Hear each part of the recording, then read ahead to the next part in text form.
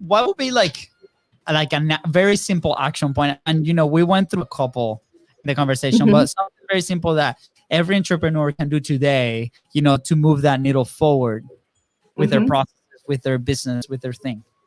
Yeah, absolutely.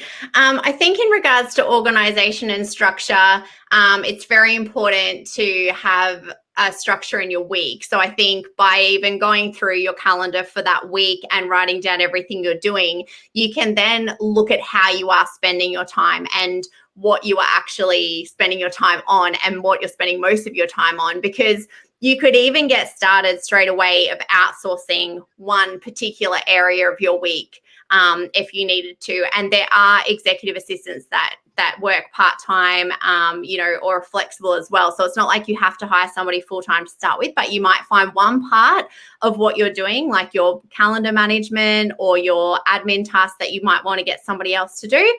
If you can't afford to get somebody else to do it, that's okay.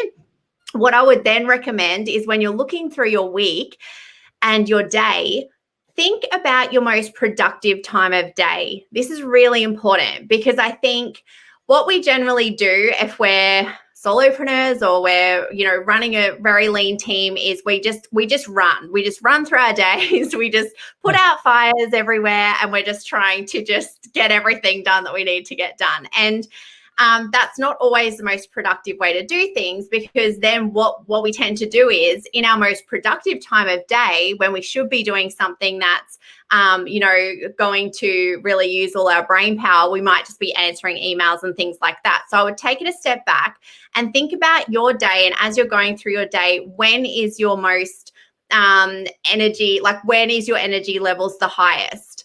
And identify that, because if it's in the morning for 2 hours, you should be blocking that time off, turning all your devices off and just focusing on that task at hand, because that is your most productive time of day. So you need to really use that energy for that time of day. Or if it's in the afternoon, block out that time. And that is your time. That's your sacred time. And that could be the visionary time, when you're sitting and you're thinking, or maybe you might want to go for a walk, because that's how you get your ideas.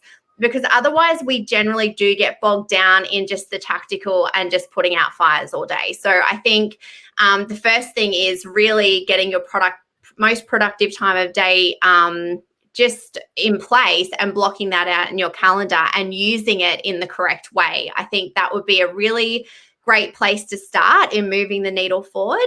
And then the second thing would be, yes, if you have processes that you do on a regular basis, and it might be a really massive process that you do with your clients or your customers, start mapping it out. Mapping it out so that you can hand that over to somebody else and start getting that written down and start getting it defined, and exactly what you guys did, which is great, which is having somebody else then do the process for you, so you can see, are there any gaps? Is there anything that needs to be tweaked? So that at least you're starting to build that out. Because the thing is, and this is what we think we're invincible as entrepreneurs. We think we're just going, we don't get sick, we just keep going. But what if you are sick for a week? Like, how much is that going to put your business back? If you had that process mapped out, saved in a Google Drive, saved in Asana, saved in a Trello board, wherever it is, you could then just get somebody in, outsource it for that week and have them run it for you. Because sometimes we don't think about, what if we're not there, or what if we can't do it? And so having these things in place just really minimizes that risk.